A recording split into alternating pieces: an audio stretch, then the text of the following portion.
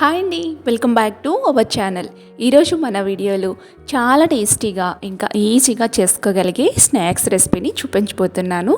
Healthy and tasty, పిల్లలు పెద్దవాళ్ళు అందరూ ఇష్టపడే విధంగా ఈ స్నాక్స్ రెసిపీని ప్రిపేర్ చేసుకోవచ్చు. మరి అది ఎలా చేసుకోవాలనేది ప్రాసెస్ని ఇప్పుడు చూసేద్దాం. దీనికోసం అయితే ఒక మిక్సింగ్ బౌల్ తీసుకొని ఒక బౌల్లోకి 1 కప్పు గోధుమ పిండి తీసుకోండి. ఆర్ మైదా పిండి కూడా తీసుకోవచ్చు, మీ ఆప్షనల్ అండి. సో ఇప్పుడు మీ టేస్ట్ సరిపడే సాల్ట్ వేసుకోండి. నేనైతే 1/2 స్పూన్ వరకు సాల్ట్ వేసాను. 1 టేబుల్ స్పూన్ ఆయిల్ ఆర్ నెయ్యి వేసుకోవచ్చు. ఇలా వేసుకున్న తర్వాత ఇప్పుడు చక్కగా పిండి బాగా రఫ్ చేసుకుంటూ చేత్తో బాగా మిక్స్ చేసేసుకోండి. ఇలా మిక్స్ చేసుకున్నాక ఇప్పుడు కొంచెంగా వాటర్ వేసుకోవాలి. ఇలా వాటర్ కొంచెంగా వేసుకొని చక్కగా చపాతీ ముద్దలాగా దీన్ని కలిపి పెట్టుకోవాలన్నమాట. చపాతీ ముద్ద ఎట్లుంటుందో ఈ విధంగా కలిపి పెట్టేసి ఒక 1/2 అవర్ పాటు దీన్ని రెస్ట్ ఇద్దాం. ఈలోపు మనం ఇందులోకి కర్రీని ప్రిపేర్ చేసుకుందాం. నేను 4 చిన్న బంగాళదుంపలను తీసుకొని దీన్ని బాయిల్ చేసుకున్నాను అనమాట. ముందుగానే ఉడికించుకున్నాను.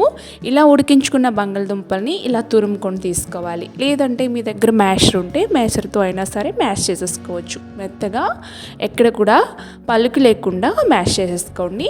ఇందులోకి మీ టేస్ట్కి సరిపడే సాల్టు, ఇంకా 1.5 టేబుల్ స్పూన్ వరకు నేను కారం యాడ్ చేస్తాను. కొంచెం స్పైసీగా ఉంటే బాగుంటుందని చెప్పేసి కారం అయితే యాడ్ చేశాను. 2 టేబుల్ స్పూన్ వరకు కార్న్ఫ్లోర్ వేసుకోండి, మంచి క్రిస్పీగా వస్తాయి అన్నమాట. నెక్స్ట్ ఇందులోకి ధనియా జీరా పౌడర్, ఇంకా కొత్తిమీర కొంచెం మీరు వేయాలనుకుంటే అది మీ ఆప్షనల్ అనమాట, వేసేసుకోవచ్చు.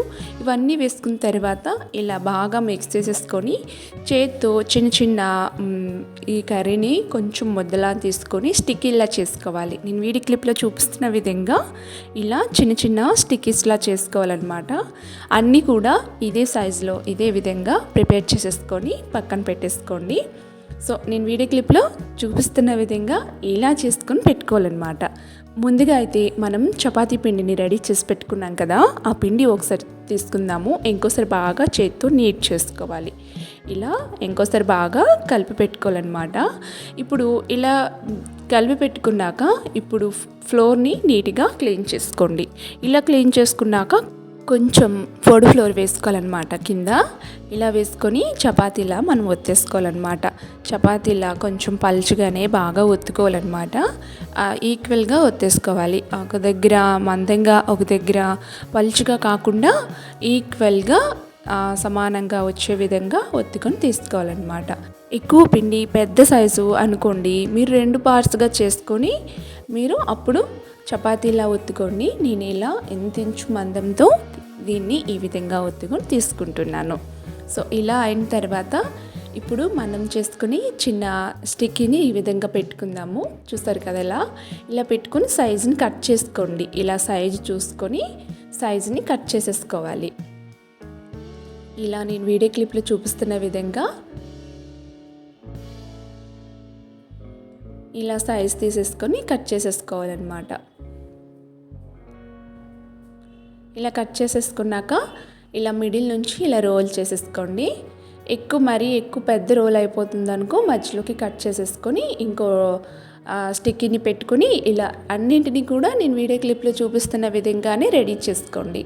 ఇప్పుడు ఇలా అయితే మనకి ఈ స్టిక్కీ అనేది ఊడిపోయి వచ్చేస్తుంది కదా పిండి, అందుకని చెప్పేసి కొంచెం మైదా పిండి కొంచెం వాటర్లో కలిపేసుకొని ఇలా అదికించుకుంటే చక్కగా అదుక్కుంటుంది. అస్సలు ఏడదండి. మీరు నార్మల్గా ఇలా అదికించేసి ఆయిల్లో వేస్తారనుకోండి, వీడిపోతుంది, లోపల ఉండే కర్రీ కూడా వచ్చేస్తుంది అనమాట. అలా కాకుండా కొంచెం మైదా పిండిని ఒక బౌల్లోకి వేసుకొని కొంచెం వాటర్ వేసి కలిపి పెట్టేసుకొని ఇలా అన్నింటికి అతికించుకోవచ్చు. చాలా బాగా వస్తాయి అన్నమాట. నెక్స్ట్ వచ్చేసి ఇలా ప్రిపేర్ చేసేసుకున్న వాటిని పక్కన పెట్టేసి స్టవ్ ఆన్ చేసుకొని స్టవ్ పైన డీప్ ఫ్రైకి సరిపడే ఆయిల్ పెట్టేసుకొని, ఆయిల్ నార్మల్గా హీట్లో ఉంటే సరిపోతుంది, బాగా హీట్లో వద్దండి.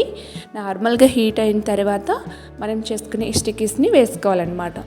వేసేసుకొని దీన్ని వేసిన వెంటనే కలిపేయకుండా ఒక 1/2 నిమిషం పాటు అలా ఉంచుకొని స్టవ్ని మీడియం ఫ్లేమ్లో పెట్టేసుకొని రెండో వైపుకి టర్న్ చేయాలి. 2 వైపులు కూడా మంచి కలర్ వచ్చేంత వరకు కూడా వేయించుకోవాలి. కర్రీ బయటికి రాకుండా నిదానంగా కలిపి పెట్టుకోవాలన్నమాట. ఇలా చేసుకున్నాక మంచి కలర్ వచ్చిన తర్వాత దీన్ని తీసేసుకోండి. అస్సలు ఆయిల్ పీల్చవు, చాలా టేస్టీగా ఉంటాయి, క్రిస్పీగా కూడా ఉంటాయి అన్నమాట. చాలా బాగుంటాయి. తప్పకుండా మీ అందరూ ట్రై చేయవలసిన రెసిపీ. ఇదే విధంగా రెండో వాయి కింద కూడా ఇలా వేసేసుకొని వేయించుకోవడమే. ఫస్ట్లానే అన్నింటినీ వేసుకొని మంచి కలర్ వచ్చేంత వరకు వేయించుకోవాలన్నమాట. మంచి బంగారు రంగు కలర్ వచ్చేంత వరకు వేయించుకోండి, చాలా క్రిస్పీగా ఉంటాయి. సో ఇలా వేయించుకున్నాక ఒక దిసు ఉన్న పేపర్లోకి తీసుకున్నారంటే ఎక్సెస్ ఆయిల్ ఏమైనా ఉంటే పేపర్ అనేది పీల్చేసుకుంటుంది. చాలా tasty and easy snacks recipe ready అయిపోయింది. దీంతో పాటు చిల్లీ సాస్తో మీరు సర్వ్ చేసుకున్నారంటే చాలా స్పైసీగా టేస్టీగా ఉంటుంది. పిల్లలైతే ఇలానే ఇష్టపడతారు, ఎందుకంటే మరీ కారంగా ఉంటే తినరు కదా. సో మీకు నచ్చిన విధంగా మీరు సర్వ్ చేసుకోండి. అలాగే ఫ్రెండ్స్, వీడియో నచ్చినట్లయితే లైక్ చేసి షేర్ చేసి మరెన్నో టేస్టీ వెరైటీ రెసిపీస్ కోసం నా ఛానల్ని సబ్స్క్రైబ్ చేసుకుని పక్కనే ఉన్న గంట సింబల్ని క్లిక్ చేసుకోండి. Thank you.